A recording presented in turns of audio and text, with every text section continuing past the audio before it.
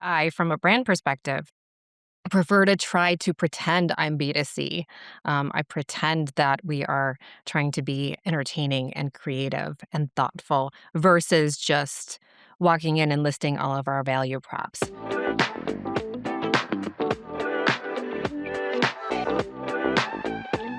Hey, welcome to the podcast. It's right here, the Bottle Rocket Founding Podcast. With me today is Jenn Rachwalski. What is your title now, Jen? I am now the VP of Brand and Design at VP of Basis. Brand and Design. That is amazing. What does the VP of Brand and Design do? Currently, everything relating to the brand aesthetic, internally and externally. And just for anyone that doesn't know, just give me a little synopsis of what Basis is, what they do. Basis is an ad tech company that automates your ad tech campaigns. And Yeah. AdTech is advertising technology. It's all the platforms that go behind. You want to place an ad on a website. You want to put a video somewhere on YouTube. You want to put it on that digital billboard. You want to Mhm. put it in streaming. You want to put something in print. This is the technology that connects agencies to those opportunities to put all that stuff up. Yes. And I know this stuff because we've been working together and I've been working with Basis and before that Centro and before you were at the company for years and years, about over 10 years now. And it's taken me 10 years to understand what you do. So I've figured it out Yes. by now. It's complex.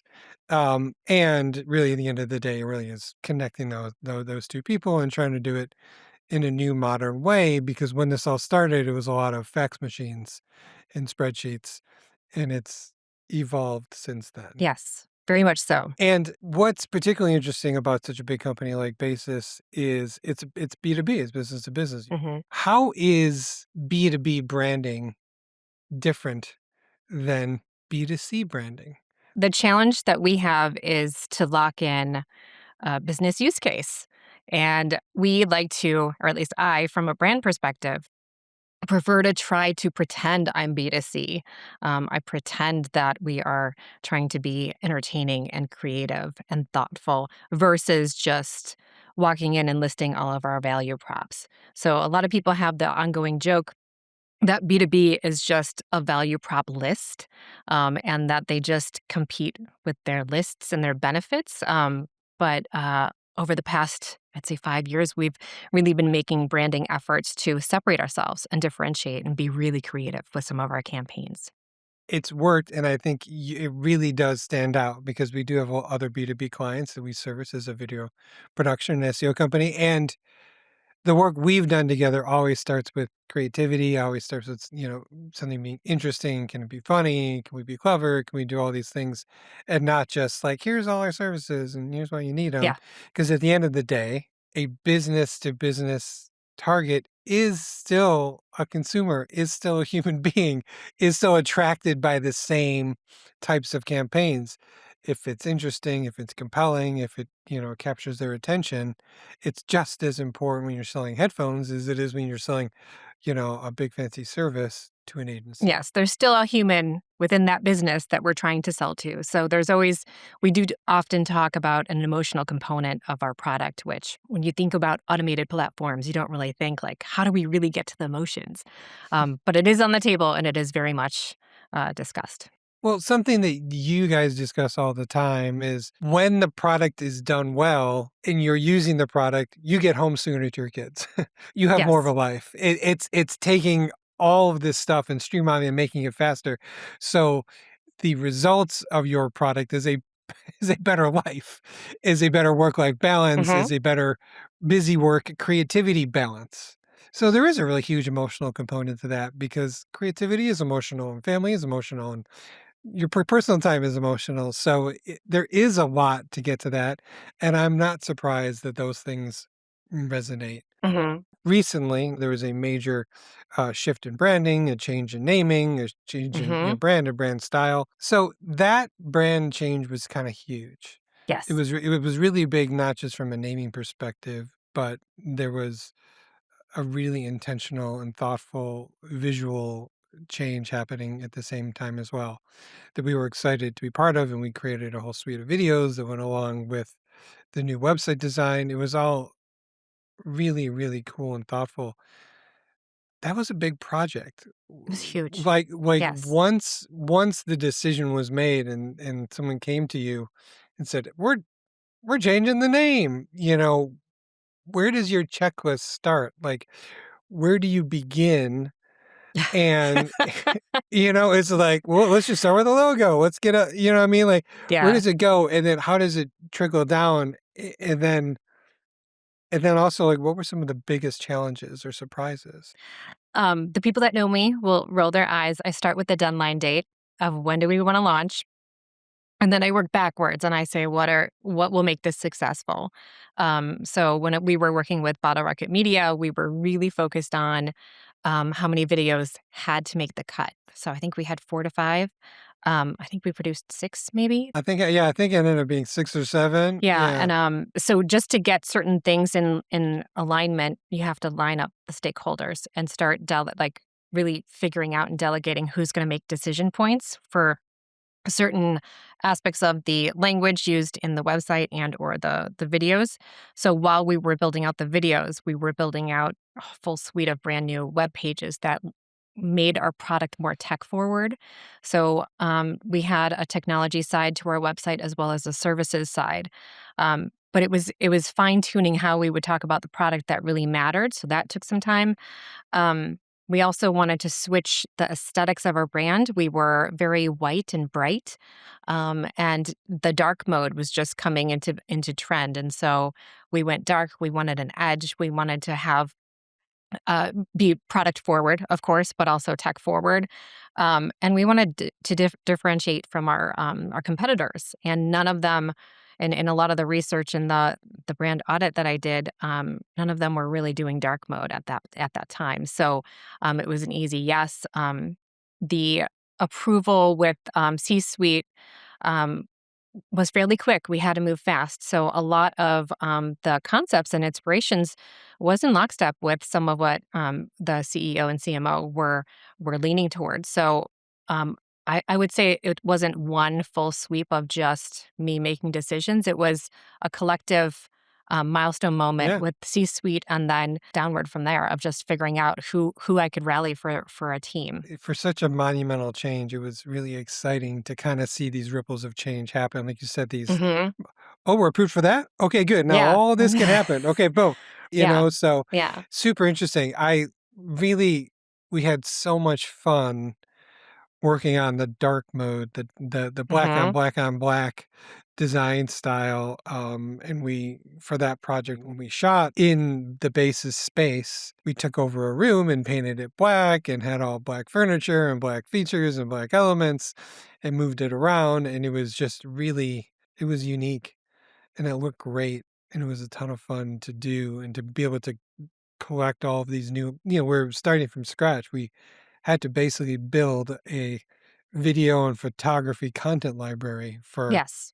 for this new company. Well, the video and content library was amazing and has lasted the stretch of time of the full 4 to 5 years. I think the biggest challenge with that was I didn't have an in-house team yet. I just hired one Right. person, Yeah. and then I was working with freelancers for all the website development, and then all of the some of the branding assets and collateral, and then I was working with Bottle Rocket Media for the videos. So collectively trying to balance all of those and get through all the approvals.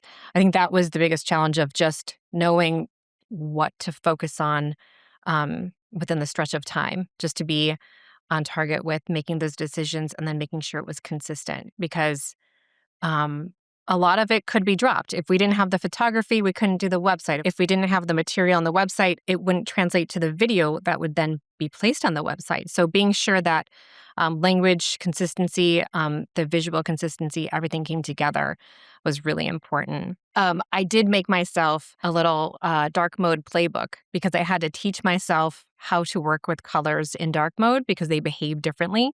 Yeah. And then the white actually vibrates when you use it as just a flat white. So understanding accessibility concerns with legibility on the website and some of the material was part of my own learning lesson of just figuring out how to do it. So I built a little a little booklet for myself, little guide that I then shared with the in-house designer and then the freelancers that I was working with, so that we could stay consistent throughout everything. But it was That's amazing. a wonderful time to just like immerse myself in just thinking differently and going, no, this is new. So it was very fun. Yeah, Yeah. because it goes beyond just brand guidelines. Yes. I Yeah. remember even on this shoot, just on all of our shoots, you're so dialed in to what's going on, and you're such a trusted person on set to ask, "Did we get that?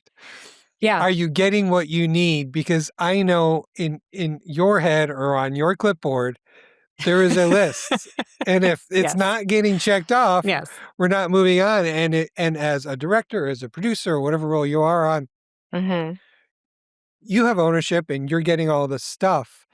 But some of it was beyond is the piece. Some of it was well beyond the piece Hmm. we were working on, and knowing that you were able to think 10 moves ahead, so to speak, always gave me a lot of comfort of like, "Is Jen's good? We're good? Okay, we can move on," Yeah. And so being able to build this library, and for you to vision cast, future cast, ways it might be used and ways and things we wanna get because we're only there in that room with all those things for a few days.